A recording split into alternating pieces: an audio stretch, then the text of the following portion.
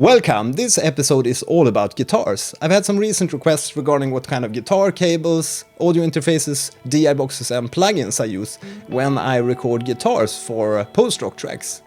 My name is Matthias and yeah, let's take the tour. Okay, so here we have a track that I'm working on with some guitars.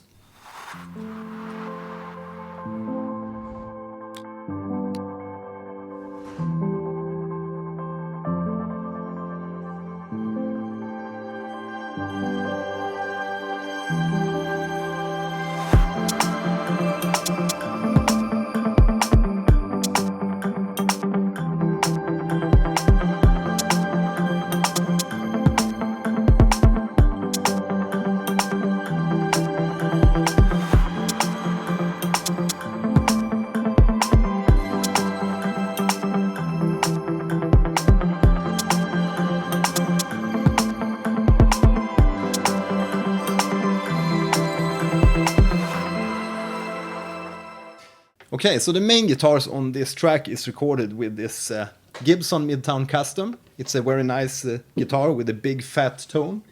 And I'm using some simple cables from Neutrik.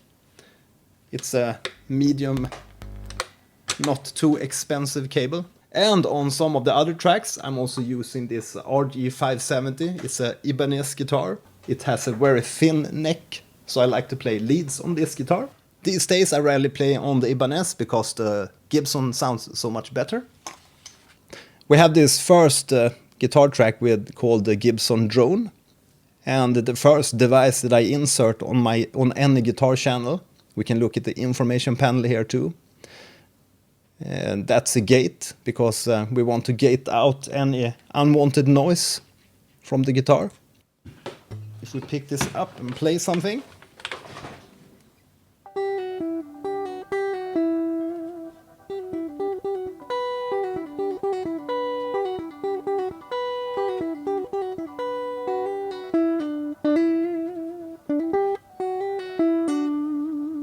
So this first track is a kind of droney sound.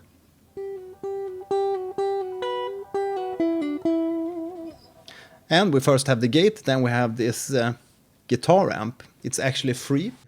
It's called the U530 or Tube Amp Ultra 530. It's from Mercurial Audio. And we can actually disable some of these other plugins. We can hear this in isolation. So this is the basic clean sound from the U530. I really like this plugin because it's free.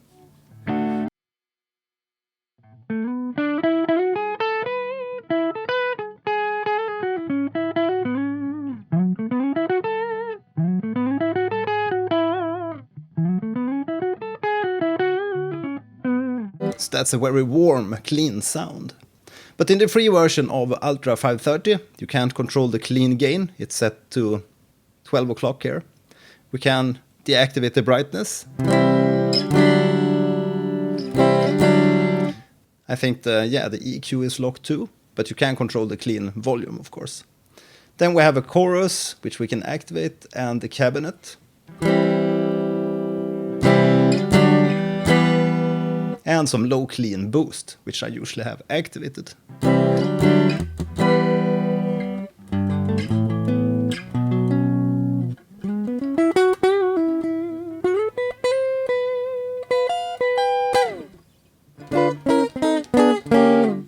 We also have a lead channel.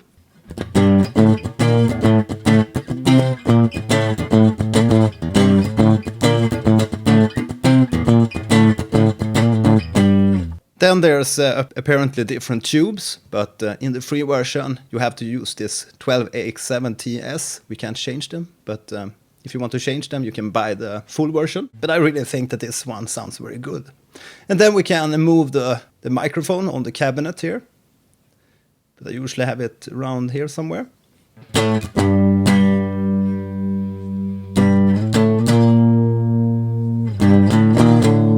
You here get more low end as you go further into the edge of the cone. But usually I of course use this plugin in the clean mode. Then after this U530, we have an EQ where I cut out the lows and the low mids, because there's a lot of lows and low mids in this sound. Then we have a multiband effect, and on this multiband compressor, I have a compressor only set on the lows. So I'm getting rid of some of that additional lows here with this multiband too. Then we have a Melot compressor, and this compressor is set up to boost the sound, boost the audio.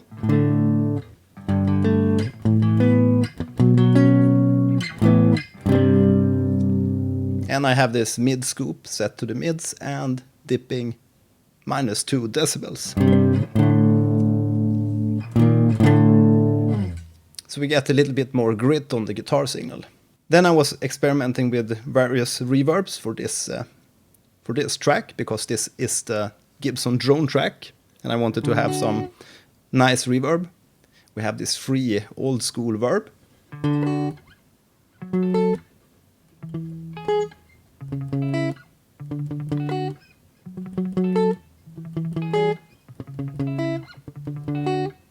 It's a quite nice room sound, and it's a free reverb. All the plugins will be available as links in the description. Then I chose this M Turbo Reverb, which is a much more authentic room sound.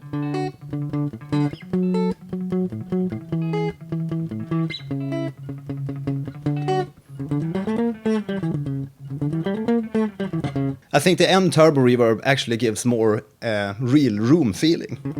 Then I have this Valhalla Space Modulator. It was only to try out the effect, because it can get quite wild.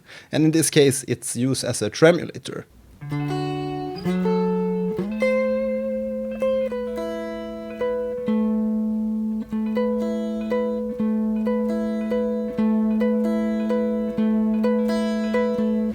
Then I have a delay.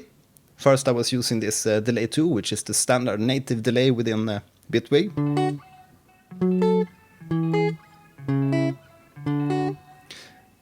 But I choose this Valhalla frequency echo instead.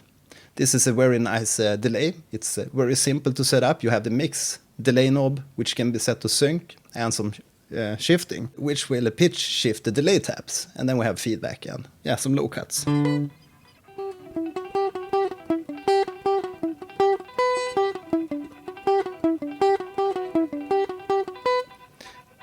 And then finally on this track, the Gibson drone here, we have an EQ, and this EQ is actually used as a bandpass filter to get a very narrow sound field. So that's to get this radio effect. Then the second track. Let's listen to that in solo.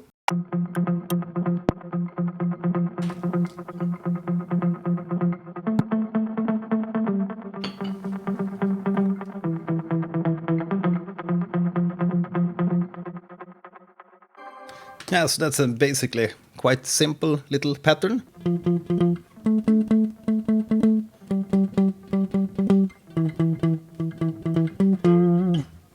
So that's the same kind of guitar plugin setup on this track. We have the gate, we have the U530, and then we have an EQ with a little bit more low cut, because I want to get rid of that mud in the low end. If this was a track with a single guitar channel, we could use that. But as we have more instruments, we want to get rid of that low end. Then the same multiband effect, which gets rid of more low. Then the Melot compressor. And here I was experimenting with this head crusher to give more grit. So this is a quite nice saturation device if you want to add saturation to your tracks. Then we have the M Turbo Reverb. It's the studio preset. Then after this one, we have again the delay from Bitwig, but I chose this Valhalla frequency echo instead. And then finally we have an EQ at the end of the channel, but this time I'm not doing this bandpass. I'm rather just cutting the lows and the high end here. Okay, so the third channel here is called Gibson Shimmer. Let's listen to this one.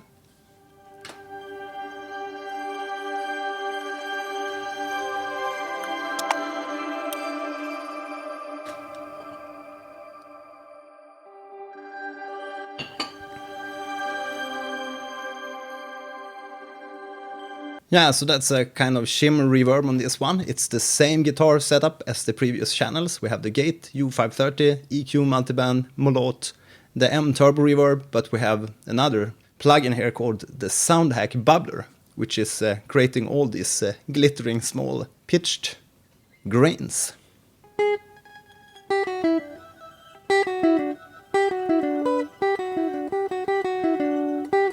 And if I deactivate that, we can hear what I played actually. So that's a quite simple guitar line. But with the bubbler, it creates this very nice soundscape. And then we have the old school reverb, which is set to quite high with the time and the space here to give it a very long reverb tail. And then we have an EQ at the end of the chain, which cuts some of the lows and a little bit of the highs there. So that's the shimmery channel. Okay, so regarding audio interfaces, today I'm using this interface from Steinberg called UR22 MK2, but I usually record guitars through the Duet, which I think is a really great audio interface. Okay, so when recording guitars into the Machina MK3, I am using a direct injection box or a DI box. This is a Phonic DB2 DI box. The padding is set to 0 because I don't want to have any dampening on the audio level. I don't have the ground lift activated, but it's possible to do if you have hum in the studio. If you find that your audio signal into your sound card sounds weak or muffled, it's usually the case that you don't have a high C guitar input, so get yourself a direct injection DI box so you can get rid of that muffled sound.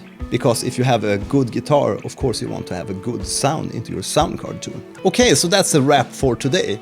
Thanks for checking out this video regarding my post-rock guitar recording setup. If you have any questions on the plugins used in this video or recording guitars and audio in Bitwig Studio, please shoot them in the comment section below. Now you can continue and watch my next video. Thanks a lot for watching today and yeah, see you in the next one. My name is Matthias, bye!